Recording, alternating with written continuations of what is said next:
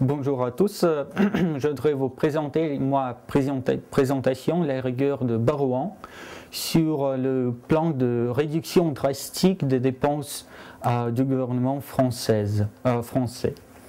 Et bon, j'ai utilisé les sources des médias les plus importants de la France, ce sont les journaux de Dimanche, Le Monde et Le Figaro, mais aussi l'Associated Free Press. Et bon, l'an dernier, les pouvoirs avaient comme ambition de relancer l'économie même au prix d'une flambée de déficit. Le budget de 2011 que le gouvernement a présenté le 29 septembre cette année doit mettre un coup d'arrêt à cette détérioration des finances de la France. C'est désormais la priorité affichée par l'exécutif. Cette année, le déficit public, État, Sécurité sociale et collectivités locales atteindra 7,7% du PIB, mais Bercy s'est engagé auprès de Bruxelles à les réduire à 6% fin 2011. Mais l'objectif général, c'est réaliser au moins 40 milliards d'économies l'an prochain. Et le retour de la croissance que le gouvernement a établi à 2% en 2011 y aidera. Et il permettra aussi d'apporter 6 milliards de regains de recettes fiscales et sociales. Et autre source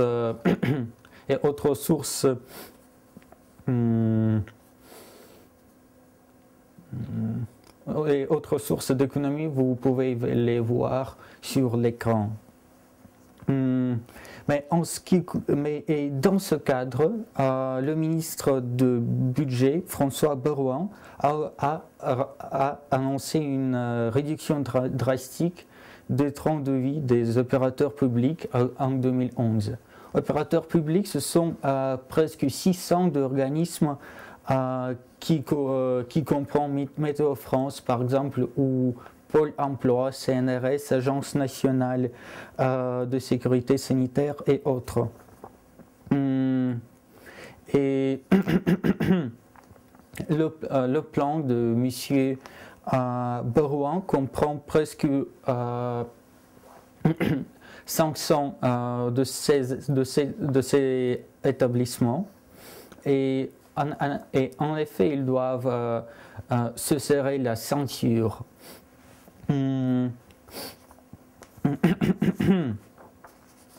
Bon, à l'heure de l'examen du budget, les sénateurs se sont demandé si ces établissements peuvent être contrôlés ou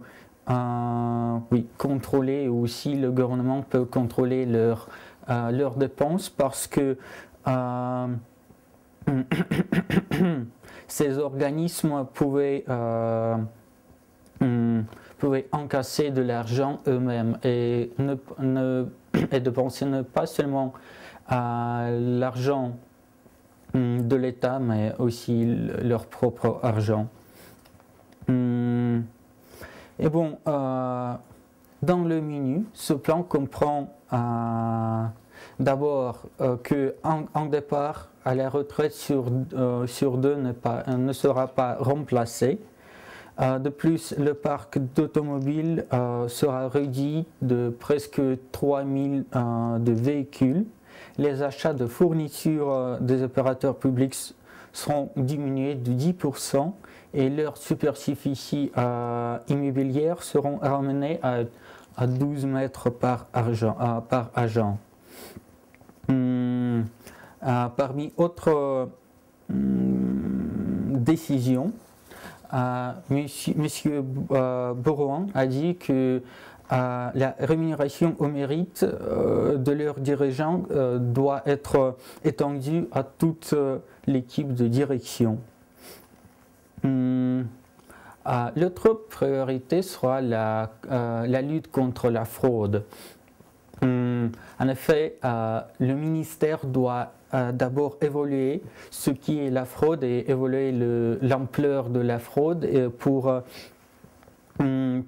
prioriser ces actions. Mais on dit déjà que le renforcement de l'arsenal juridique est déjà annoncé. Mais bien sûr, dans le centre de cette lutte, c'est la lutte contre la fraude fiscale et sociale. En ce qui concerne la fraude sociale, la France va adopter des méthodes et des moyens tout à fait différents selon l'ampleur de cette fraude. Et on va lutter contre la fraude aux allocations ou les fraudes aux aides de l'État et même le travail illégal.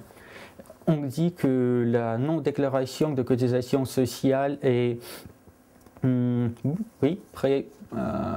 nuise à la sécurité sociale de 5 à 6% de leurs recettes. En ce qui concerne la fraude fiscale, on dit que la fraude à la TVA représente de 6 à 7,5% du montant de cet impôt. Mais tout de même, le ministre se félicite sur le succès et le fait qu'on a mis la situation au clair de presque 5000 de personnes qui ont été dans la liste de la filiale suisse de la banque anglaise HSBC. Mais M. Borouan ajoute que les contrôles fiscaux suivent leur cours pour ceux qui n'ont pas été régularisés. Mais il y a deux autres problèmes. D'abord, c'est l'impôt sur la fortune, ASF, et le bouclier fiscal. En ce qui concerne l'ACF, cet impôt est allégé, mais il n'est pas supprimé tout de même à cause d'une réforme de la fiscalité du patrimoine pour converger le système français et le système allemand.